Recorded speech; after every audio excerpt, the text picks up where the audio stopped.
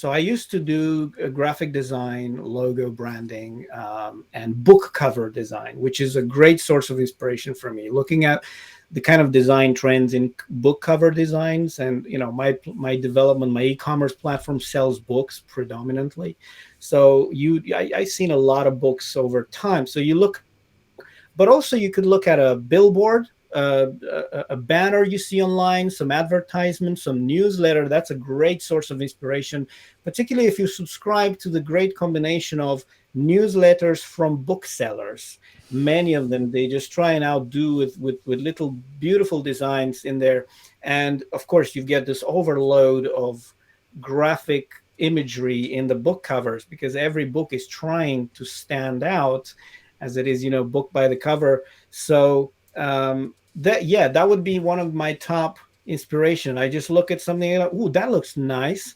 And then the second question is, can I animate that in such a way, in a kind of way? Can I maybe do that in Camtasia? And then something clicks, and I go, yeah, actually, yes, I do. And the idea with this eye popping out of the thing, it actually came from, I think, from a book cover. I can't remember which one it was, but I can't remember. But it was like, oh, there's a circle, and there's someone just, the author. I think it was a picture of the author kind of popping out of the circle. And I thought, could I do that with the talking head like video? If I remove the background and I've got the transparency, I can just put, okay. So there was, it's one of my top videos, I guess, successful videos, because just think about it. You don't think about it. It's like, who invented the nail? I could have invented that, but I didn't think about it.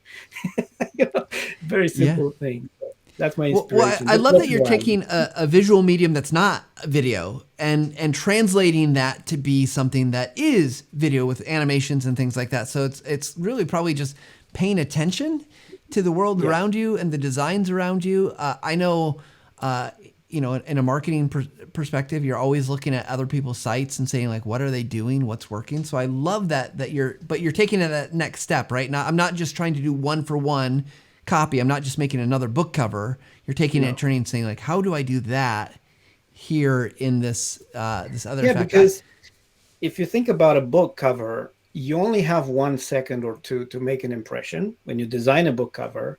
And there's another constraint there. The space is limited and the format is limited. So when I was designing book covers, I was always struggling to get all the information in there that they wanted. You got the title and the tagline and maybe a visual that you want to see and the publisher name and whatever you want to do. Branding stuff, you got to put that in there. And maybe if it's a series, you have to make sure it kind of sticks, kind of have a bit of consistency across different covers if you're doing many volumes. So a lot of constraints in a book cover. And then, that really puts a pressure on you. Like, so if you think about that, if you look at a book cover, you think, yeah, that's boring. But actually someone agonized over it and kind of try to visualize and take all this feedback.